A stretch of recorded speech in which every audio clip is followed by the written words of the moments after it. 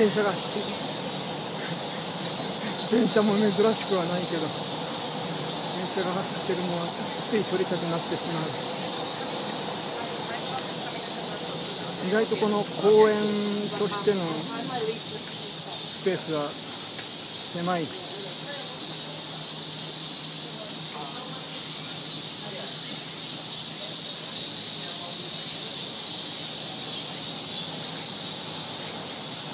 ここも岩ゴツゴツしていて、お、また電車だ。